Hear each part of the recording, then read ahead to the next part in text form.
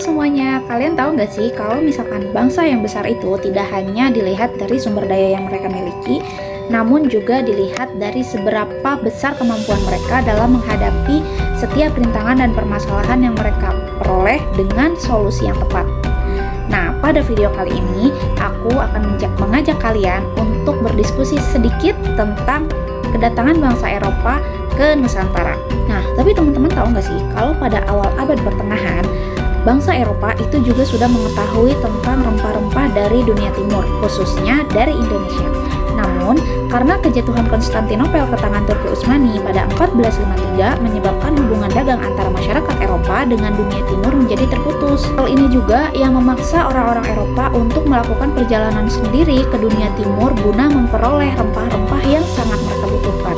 Nah, melalui ekspedisi ini juga akhirnya bangsa-bangsa Eropa dapat mencapai tanah Indonesia. Beberapa bangsa yang sempat menguasai perdagangan di Indonesia antara lain adalah Portugis, Spanyol, dan juga Belanda. Nah, pada video kali ini aku bakal ajak kalian untuk membahas sedikit tentang ketiga bangsa ini.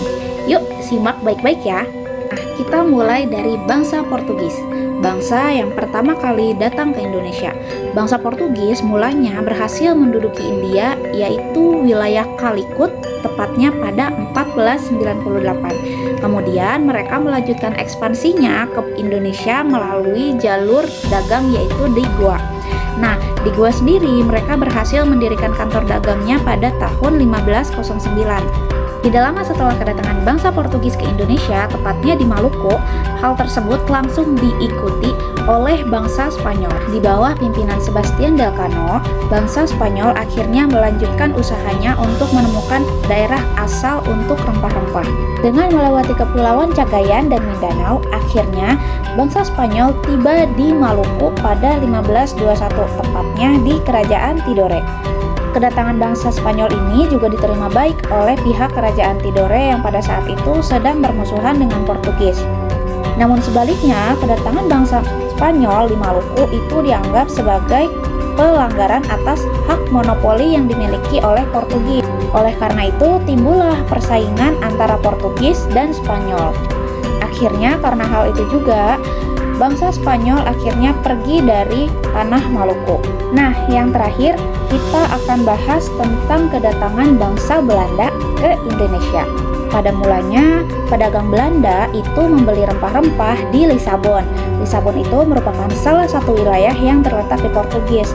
Namun, karena Portugis pada saat itu jatuh ke tangan Spanyol, tepatnya pada 1585, akhirnya menyebabkan akses Belanda ke rempah-rempah pun terputus. Mau tidak mau, karena hal tersebut mendorong Belanda untuk melakukan penjelajahan samudra sendiri.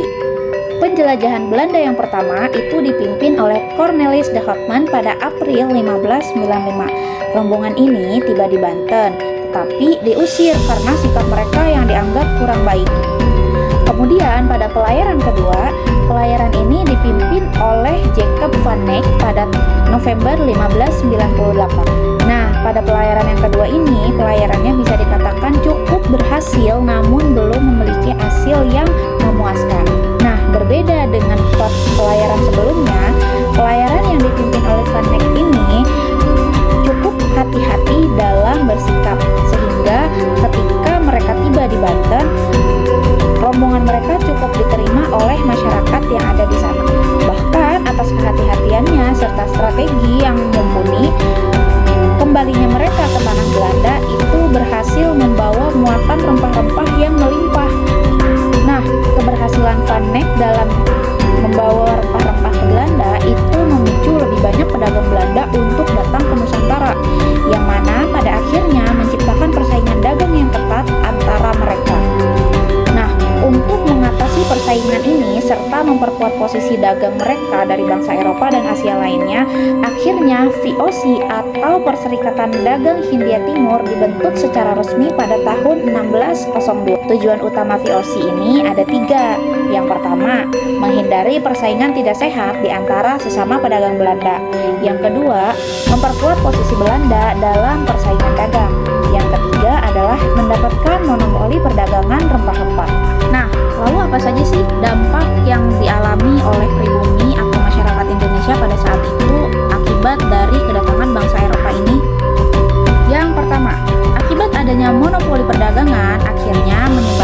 rakyat Indonesia mengalami kemiskinan yang sangat parah, di mana masyarakat pada saat itu, khususnya para petani, dipaksa untuk menjual hasil kebun mereka kepada bangsa kolonial dengan harga yang sangat rendah. Sedangkan bangsa Eropa pada saat itu menjual barang-barang tersebut atau hasil-hasil bumi tersebut di Eropa sana dengan harga yang berkali-kali lipat. Kemudian adanya sistem tanam paksa dan kerja paksa juga menyebabkan penderitaan lain bagi masyarakat Indonesia pada saat itu, di mana pada sistem tanam paksa ini masyarakat dipaksa untuk menanam komoditas-komoditas tertentu yang gunanya untuk menjadi salah satu barang perdagangan untuk bangsa kolonial ini sendiri.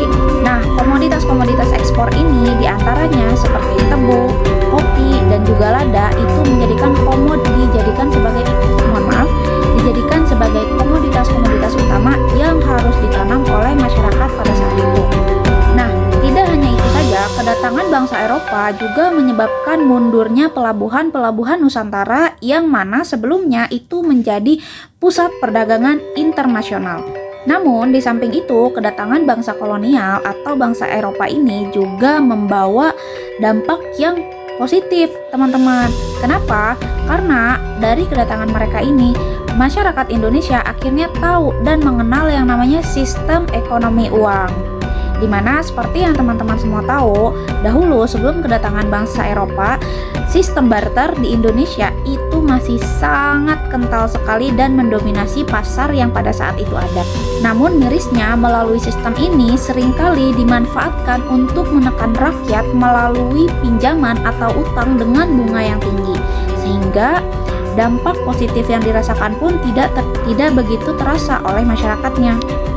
Nah, dampaknya juga tidak hanya dirasakan pada bidang ekonomi saja, namun juga pada bidang sosial, di mana stratifikasi sosial berdasarkan ras mulai diterapkan oleh bangsa Eropa di Indonesia.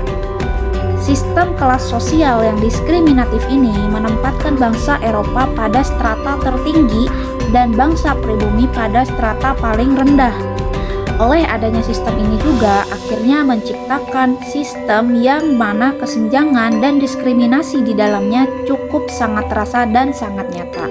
Kemudian juga feodalisme modern mulai diperkenalkan. Kekuasaan tradisional para raja dan bangsawan lokal akhirnya melemah dan mereka diubah menjadi pegawai pemerintah kolonial.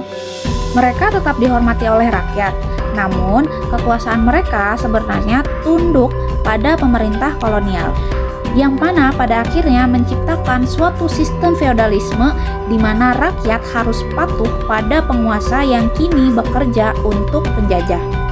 Kemudian akses pendidikan juga terbatas.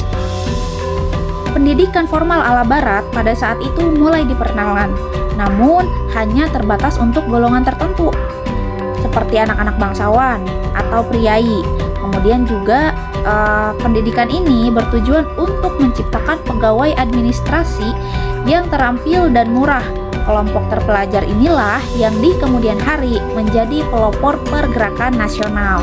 Tidak hanya itu saja, bangsa Eropa juga membawa misi penyebaran agama Kristen dan Katolik, terutama di wilayah-wilayah yang belum kuat memeluk agama lain.